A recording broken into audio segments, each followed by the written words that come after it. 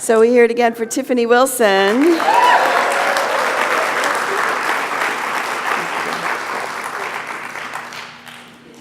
So life is about change. Would you agree?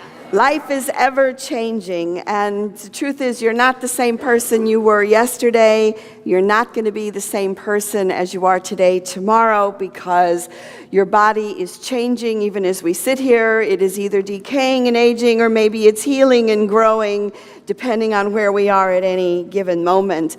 We live in this river of change, and we see it reflected in the changing seasons as well as in the body. And the truth is that when you step into a river, it is never the same, right? You step into the river and there's the water, and then you may go back to the same exact place the next day, but it is not the same. And so it is with time, so it is with life, so it is with change.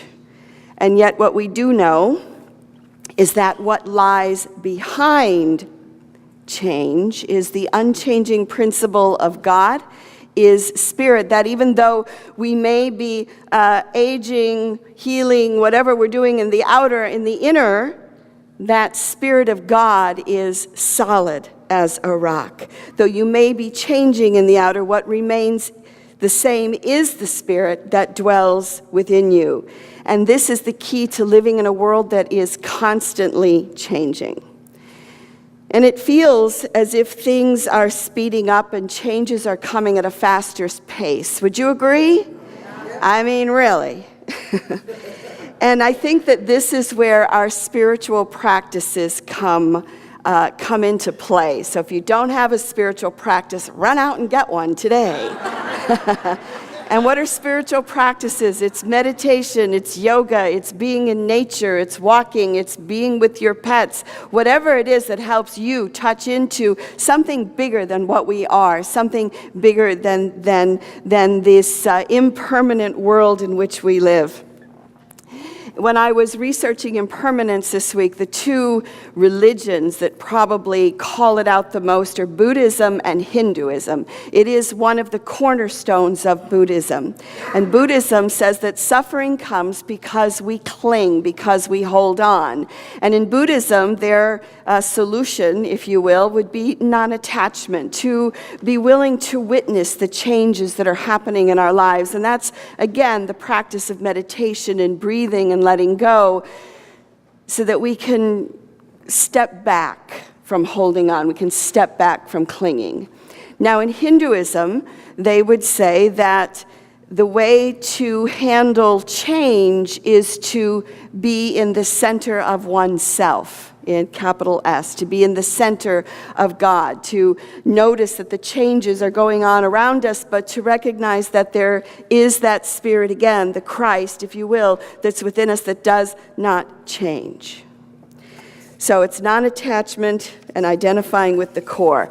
And even though these are wise teachings, do we not seek security and build structures around us that we hope will remain the same, maybe forever and ever and ever, right? There is a desire for permanence, for stability, for predictability. You know, I have a new puppy, and part of having a dog or any animal is that, and a child really too, is having that prediction, right? Is having the sameness, because they thrive in that. And so it's a contradiction, because even as we thrive within the structure and the permanence and the stability, we know that it's not going to last, that it's always going to change. And, you know, the thing about having children, too, is that once you get used to them being a certain age, what do? They grow, and then they're a year older, and then they're doing different things, and then you've got to adjust to that, and once you adapt to that, then they start doing something different. And so it's a great lesson in this, again, this movement, this ability to change. So sometimes we can believe that our possessions, that our things are permanent, yet they are no more permanent than our physical bodies. So a couple of weeks ago, I went for a workshop, a 5-day workshop in California, and I'd never been to this place. It was called Mountain Home Ranch. and it was very funky. It was 104 years old, and it was kind of like it looked like an old hippie holdout, right? It was, when I got there, I was like, wow, okay, well, this is going to be an interesting 5 days. And it had a main house with, the dining area and rooms and other rooms downstairs, and there were cabins all over the property, and they were called Harmony and Peace and Light and Power. You get the idea. And there were horses and goats, and the goat, because we had carrots, they put carrots out every day so you could go feed the horses and the goats. Well, the goats figured out where the carrots were, that they were in the dining area. So they would climb up the stairs and into the house, and they would walk into the cafeteria. And it's like, I don't think goats are supposed to be in the dining area. I just don't think so. And then we had a classroom, and the goats would wander in there, and so would the chickens, and we'd have to stop the class and escort them out. But the cabins were comfortable, the beds were amazing. It was a beautiful, lovely place, again, that had been there for 104 years, quite a legacy. So I had dinner with my godson on Tuesday night in Santa Rosa. I left Wednesday. That Sunday is when the fires began in Northern California, and it had started up the road from where this ranch was. By Sunday morning, it was totally gone. Completely gone. The animals were safe. They did get the animals out, but it was completely gone. 104 years, burnt to ashes to the ground.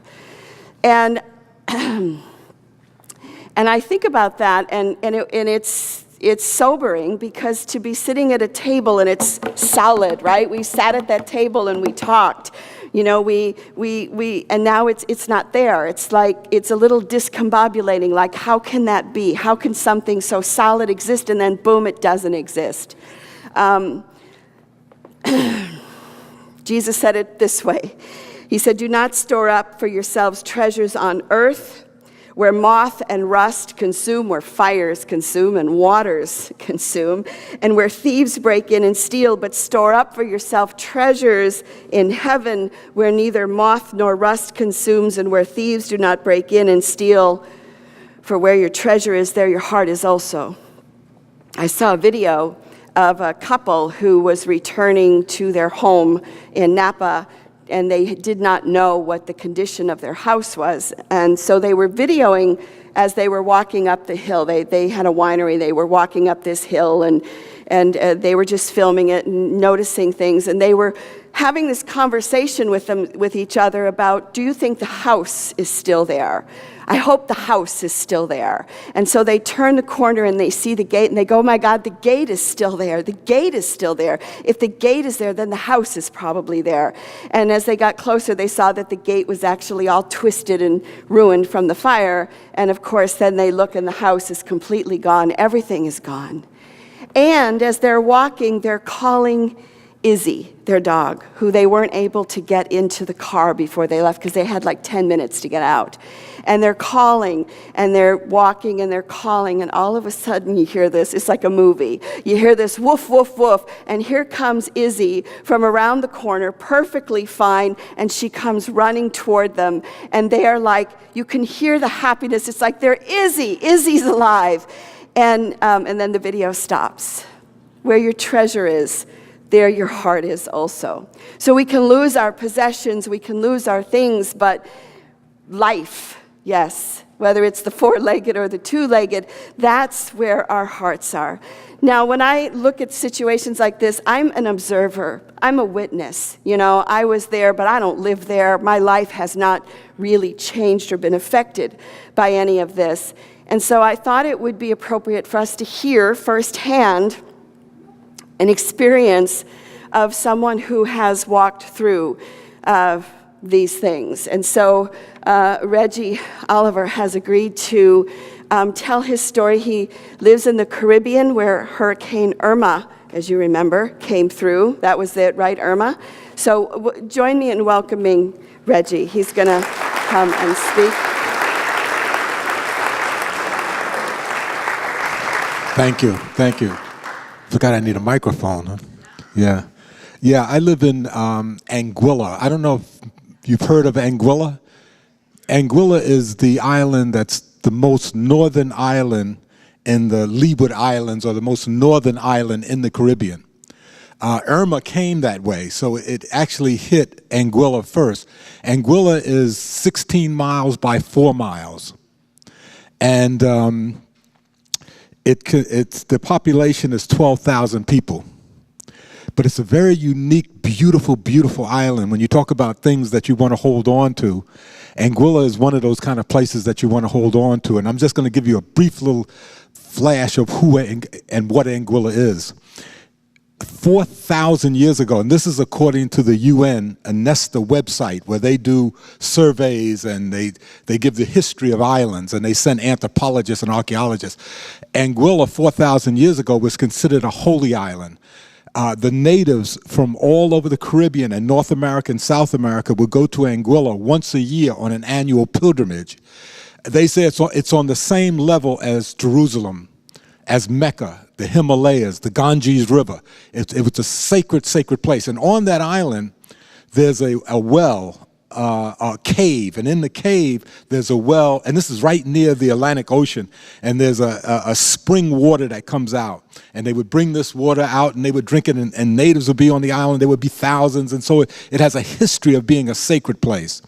Modern history, when the Caribbean was overtaken by European powers and slavery came to the Americas and to the Caribbean, it didn't take root in Anguilla.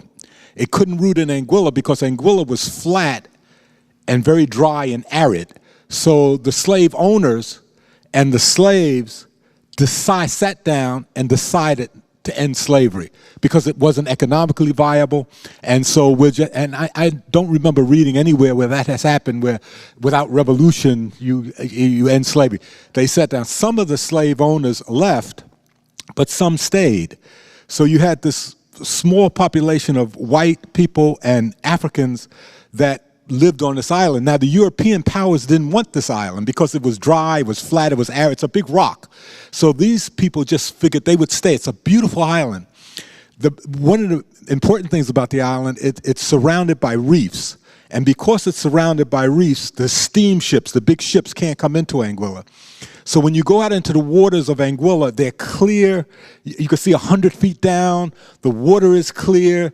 And even in the 1980s, they didn't have electricity across the island. And they just got electricity starting in the 1980s. So this little population of a few white, and then in the 1800s, you had the Irish slaves that were being sent to America to be sold. Their ships careened off Anguilla. And they came ashore on the eastern end of Anguilla, where I live, and they set up a community. Well, this was in the early 1800s. And so this Irish population assimilated to the African population through natural assimilation, not rape, slavery, and all that kind. It was just they got attracted to some of them good-looking guys and some of them good-looking girls, and so there was a miscegenation. So that part of the island I live on is very mixed colors. You see a grandmother with blonde hair and her child with very dark brown skin, but they all consider themselves Irish. If I came on Anguilla and they didn't know me and they looked at the color of my skin, they would say he's Irish. And I would go to the Irish part, and they would say, oh, you're from the Irish part of the island. So people who are at brown skin in any kind of way, they're the Irish of Anguilla. Well, the Irish mixed, there's no history, and I've searched history of violence or antagonism between the two groups.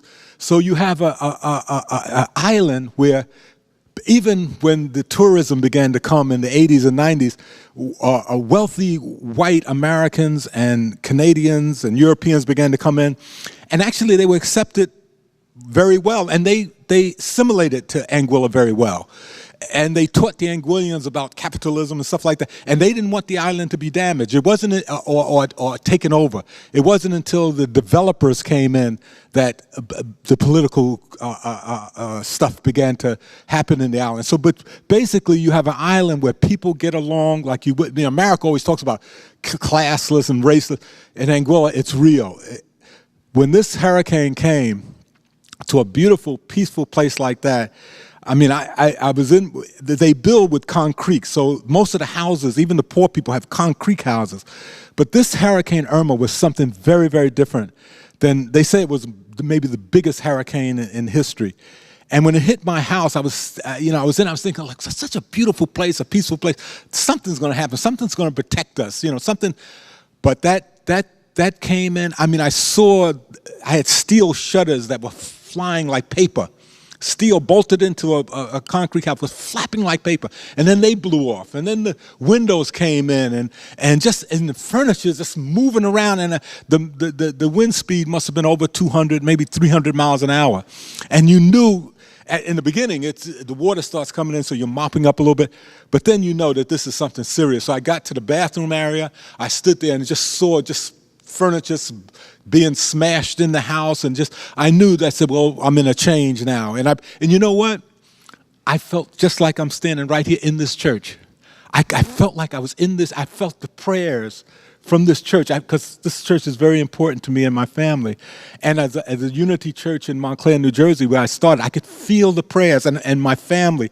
And I felt a comforting kind of, just be cool. Just relax, relax and let it happen. And it was about 4 or 5 hours of intense 300-mile-an-hour winds that the next day when we went out, there wasn't a leaf on a tree. The paint had been removed from houses. It was so intense. So everything was changed. It was gone. It was another place. But the Anguillan peoples, the spirit that they had was like, okay, this has changed us, but we begin to rebuild. And there's no FEMA going to come in. These are people that have to do everything themselves and rebuild themselves, and they began to connect on such a level, of a human level, and began to rebuild their country. And I ask if you can go online and Google Anguilla. It's like vanilla, except Anguilla,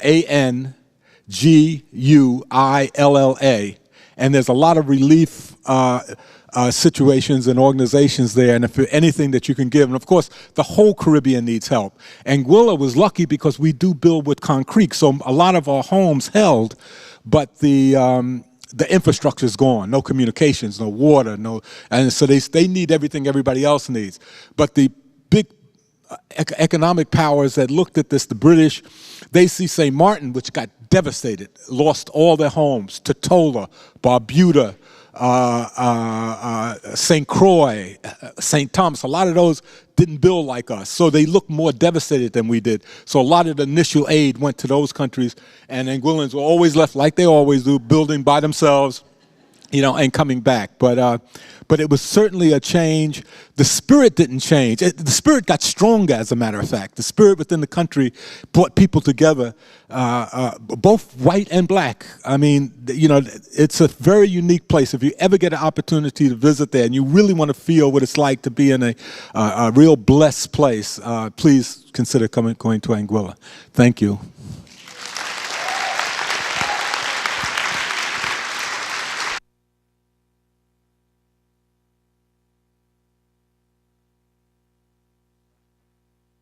Thank you.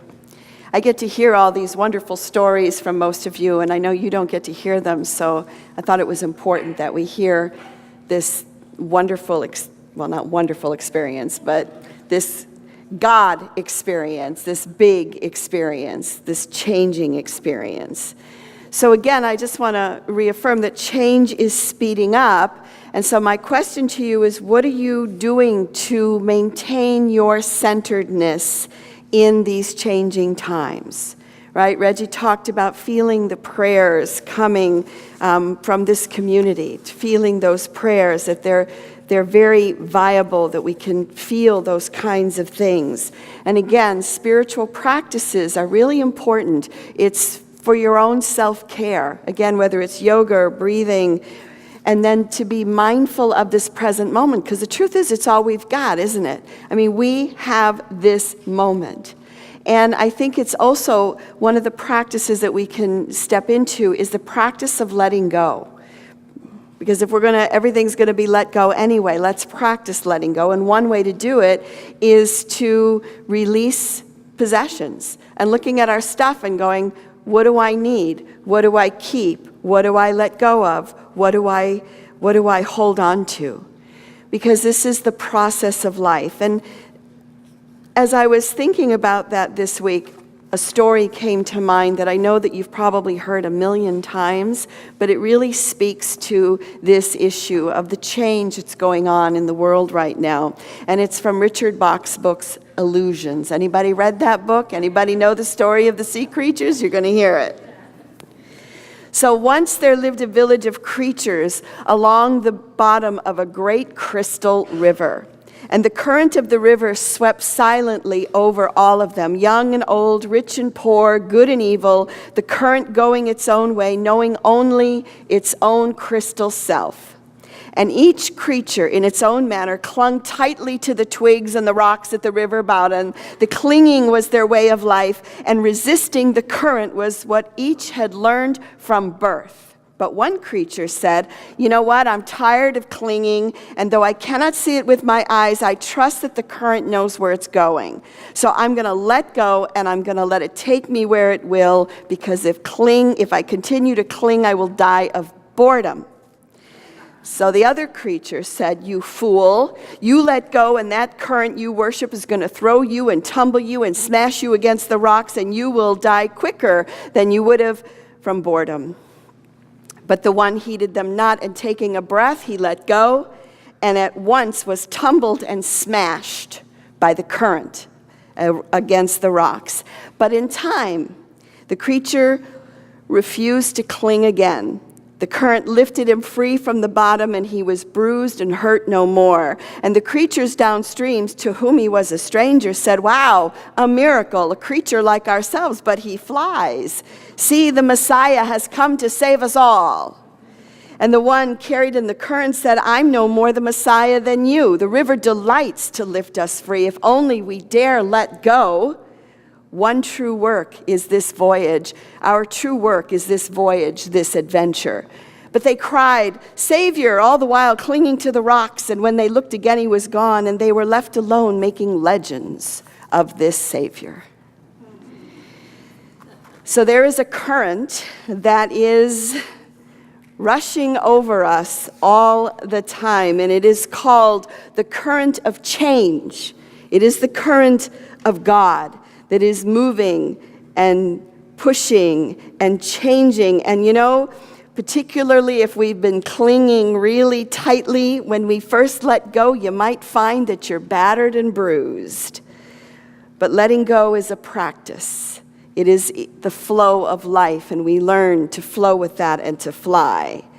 Again, Hinduism would tell us to find the center, the core, which is God in the midst of all of us. Because as we sit here, we're not the same as we were yesterday. We're not going to be the same tomorrow. The body is constantly shifting and changing. Life around us is constantly shifting and changing. So may we put our treasure where our heart is, not where our outer possessions are. And I leave you with this prayer. May I experience peace amid the changes in my life. And may I experience peace amid the changes in other people's lives. May I experience peace amid the changes in my life. Affirm that with me. May I experience peace amid the changes in my life. May I experience peace amid the changes in others' lives together. May I experience peace in the changes in others' lives. So as we see these changes going on around us, we hold to the center of all love from which we stand. And it is from this center we go forth to love and to serve. Thank you.